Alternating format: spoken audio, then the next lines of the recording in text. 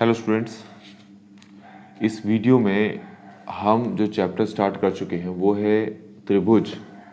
और इसकी जो प्रश्नावली है 7.2 वो आप देख सकते हैं। हम 7.2 जो प्रश्नावली है वो स्टार्ट कर चुके हैं। तो हम क्या करने वाले हैं, इस वीडियो में हम क्वेश्चन नंबर 7 को डिस्कस करने वाले बच्चों। ये है आपके सामने क्वेश्चन नंबर 7, ये है।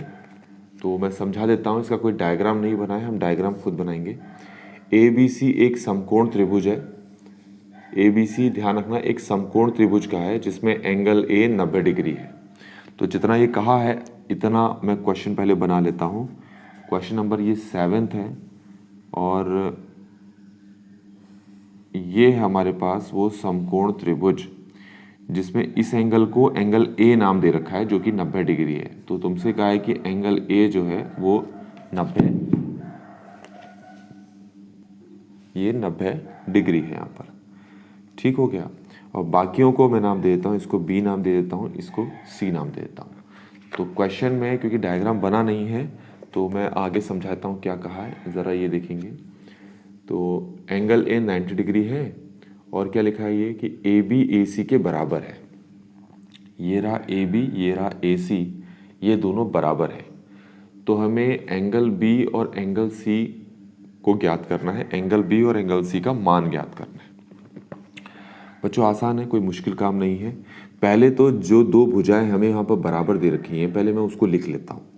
हमें लिखा दे रखा है यहाँ पर कि ए बी जो है वो ए सी के बराबर है, ऐसे लिखा है ए बी जो है वो ए सी के बराबर है। ये दोनों भुजाएं दे रखी हैं आपको।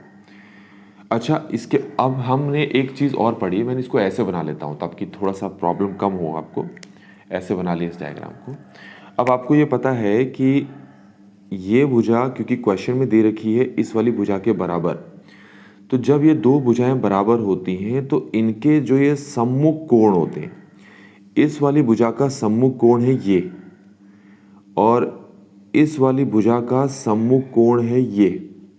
तो ये जो सम्मुख कोण है ये भी बराबर माने जाएंगे कब?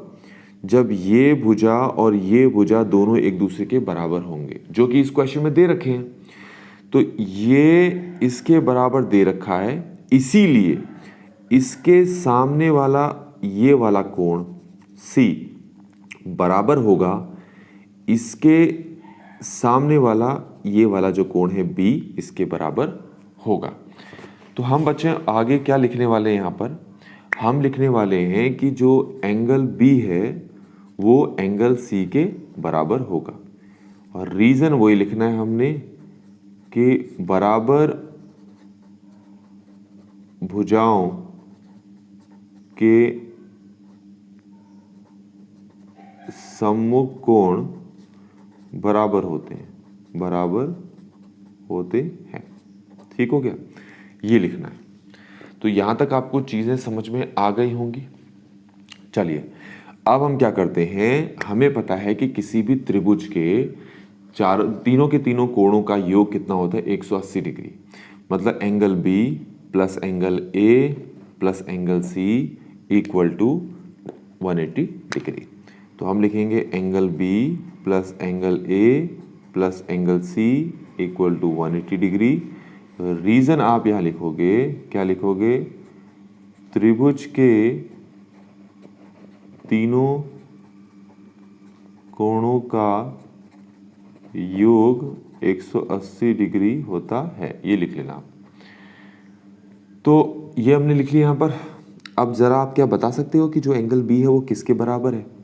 ऊपर चले जाओ। एंगल बी किसके बराबर दिख रहा है आपको? एंगल सी के। इसकी जगह मैं एंगल सी रख लेता हूँ। क्या आप बता सकते हैं कि एंगल ए कितना है हमारे पास? ये देखो, ये रहा एंगल ए, कितना है? 90 डिग्री है, 90 डिग्री। और इस वाले एंगल सी को ऐसे छोड़ दो और यहाँ पर 180 डिग्री लिख लो। अब ये 90 डिग्री के तो आप बच्चों यहाँ लेके जाओ। तो जब इसको यहाँ लेके जाओगे तो क्या बचेगा? यहाँ पर ये एंगल सी बचेगा, ये एंगल सी बचेगा। Angle C plus angle C कितना होता है? 2 एंगल सी होता है। ये क्या है? 180 और ये 90 इसके बगल में आकर बैठ चुका है। तो 2 times of angle C equal to 180 minus 90 degree कितना होता है बच्चों? 90 डिग्री होता है।